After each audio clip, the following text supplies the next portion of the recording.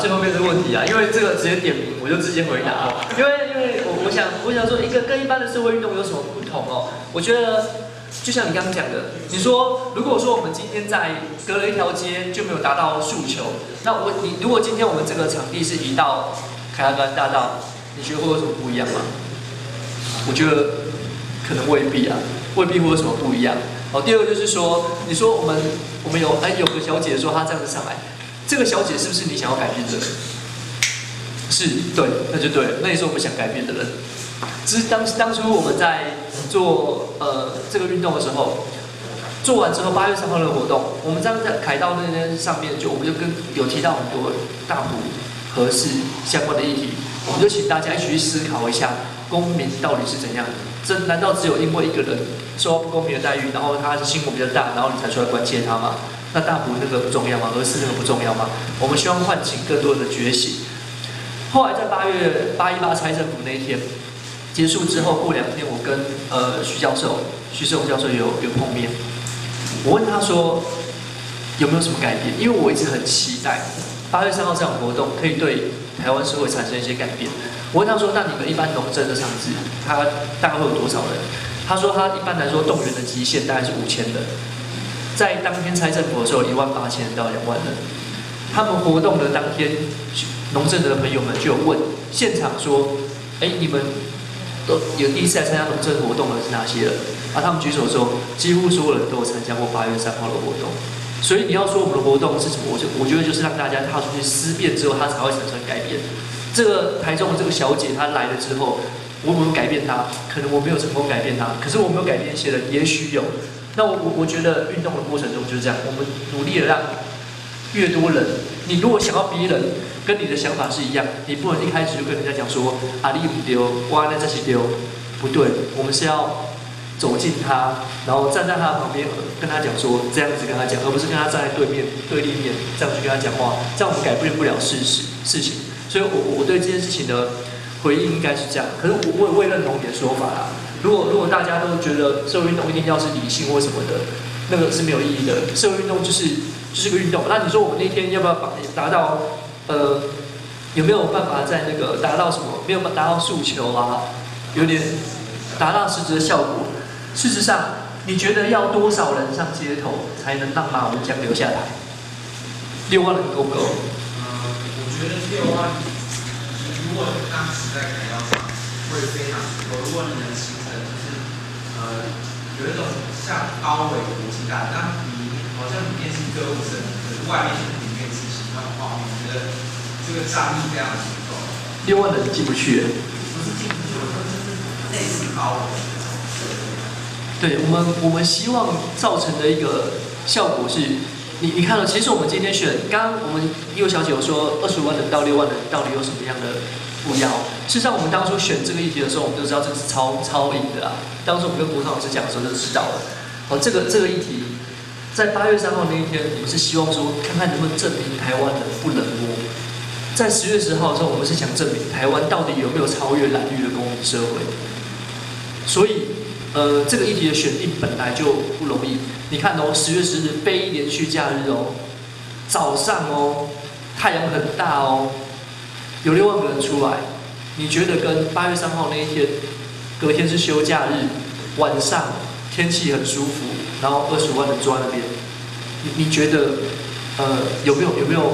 我觉得昨天的那6万人，事实上是更了不起的一件事情。不过这个还是可以拿来讨论一下，比如说可能柳林啊是培养一个罪恶的冤手，对，慢慢的让大家在这里面呢，可以慢慢的形成一些养分，然后慢慢可以去做一些事情。我觉得就是我们把它定位到多高，就是说如果它是一个培养一个意识的养成，然后激荡互相产生勇气的地方，所以那个1985的实际上是成功的。可是如果说他能够让马英九下台这件事情呢，你看没有武器，没有什么这个我觉得他有点困难啊，不然就是，而且我觉得台湾不像其他国家敢瘫痪政府，敢罢工，我们连那个工会的组织罢工都没有，所以那个整个结构制度上面相对是困难的，就是说不大容易啊，因为但是呢，我觉得那个意识的培养，还有刚刚他讲的一个其实还蛮重要，就是说，他那个挑战也是蛮有趣的，就是刚刚那位小姐啦，台中的小姐，但我第一个想的，这个是真的有这样的一个人。假设他有好了，假设他有的情况下，他可能在这一个过程里面，慢慢他会被改变，他那个虚荣度会慢慢降低。或者是他在思考他的行为是一个自觉的开始，有时候人的自觉的初阶还是相当虚荣的，对，希望被别人认可。可是像比较进步的人，比如像你比较进步，可以走在前面。我是说真的，你怎么去对待这些人？是骂他说你们其实笨啊，怎样？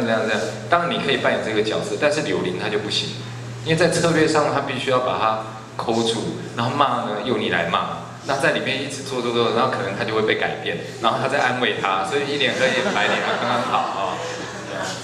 这样会，我们继续好不好？让他们回答完。我先补充一下，等一下柳林可以再回答第二轮的问题啊，因为刚刚那些讨论蛮有意思的。第一个是10月10号那6万人，以我自己的角度来看，比8月3号的25万人更了不起。那个脉络跟议题完全不一样。8月3号洪仲丘的那个案子，我不是不关心，但是我个人从头到尾没有对那个议题发表过任何意见，写过一篇投书，讲过一句话，因为我知道这个议题已经太多人在关注了。我回家如果开电视看到是那个新闻，我会直接把它关掉。不是我不关心那个议题，我非常关心那个议题，但是我觉得已经没有需要，还有其他的事情。要有其他人做。8月3号的那几个意义，就是10月10号的那3个意义题，我还记得我 po 文在帮1985 promote 这个运动的时候，我不要点名啦，就自由时报一个非常高阶的编辑，专门在自由时报写战文的，他在我的脸书上留言，说这3个诉求非常的冷。非常的冷，但是他后面他怕我误会，他会再补一句冷静的冷。我也可以跟柳林讲，柳林他们前一天都跟我说，他们估大概会过10万。我还记得柳林前一天有这样跟我讲。我们的估计错，我等一下告诉大家为什么会估计错。好，然后但是我那时候没有泼他冷水，我那时候心里估的是2万，但是那2万就很了不起了。因为那3个诉求我通通都做过，我再拼也拼不出2万人来。那这个就是1985他们值得成功的地方。那至于你说的那个台中的某小姐啊，就是像阿凯讲，假设她是真的啦，因为我对于这些媒体跟政治议题的操作已经有一点反胃了哦。好，我们假设啦哦。讲的人讲的内容啊、身份，他们都是一样。他说黑色岛国是低素质的运动吗？所以没有他们是觉得它是高素质嘛？那他是在暗指黑色岛国低素质嘛？对啊，那我现在要问的问题是说，我不是一个很骄傲的人啊，但是当我跟黑色岛国站在一起的时候。有人会当着我的面说黄国昌你是低素质的公民。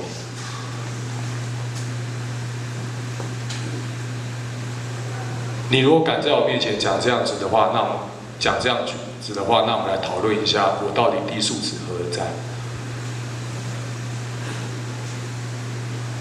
那第3个是我为什么跟学生在一起的时候，我坚持一件事情，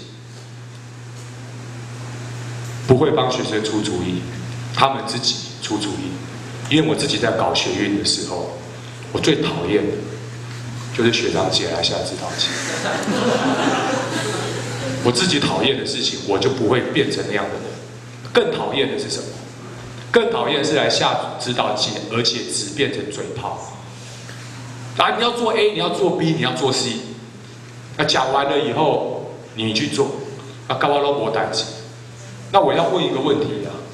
除了你年纪比我大，你是我学长姐以外，你有什么地位跟资格跟我说我要做 A， 我要做 B， 我要做 C？如果做 A、B、C 是重要的话，那你为什么不做？从学运转到公民运动也好，社运也好，这样子的人我看得越来越多了，就是嘴炮。但是有另外一种人，是他跑来跟我讲说这个主意，我说好，你能不能做？他说好，我来做。我给他的承诺是我给你支持，他给我的承诺是他出了主意，他去做。你们如果有关注去年拒绝中时运动，你会发现有一个拒绝中时运动做了一件事情，拍了10个拒绝中时的故事，放在 YouTube 上。因为我们知道要打蔡衍明，那时候有线电视系统都被，不管是自我限缩啦，我讲的自我限缩，我也很不客气的讲，包括民视跟三立在里面。我在美国演讲的时候，我是三立、民视点名在骂，说如果我不喜欢谈蓝绿，但是如果你今天敢号称说你是本土的媒体，在他们在那段时间的表无线，跟 TVBS、跟东森、跟年代有什么不同？你本土在哪里？你跟我讲。蔡衍明的本质是什么？三立的老板不知道吗？民视的老板不知道吗？你们为什么不报？到今天都还没有一个解释出来。但是我那个朋友他让我感动的是什么？拒绝中时的10个故事，他跟我 propose 以后，我说好，做，他就接下去做。他只要求我一件事情，是他找来帮忙的朋友都要隐秘，因为他们有时候是在拍片子，那怕消息漏出去以后就不要混。他觉得这个好，而且对运动有帮助，他就真的自己下去花他的时间去执行了。给我这个 propose 的朋友，他不是闲没有事做的人，他花了很多的时间去做，而且是垫自己的时间、精神，甚至金钱下去做这样啊，这样子的人，老实讲，我这个个性就是我都该到屋顶啊。那种什么，好像在社运界还是政治界位阶很高，但是出一些我做不到主意的人，我通常就是谢谢他们。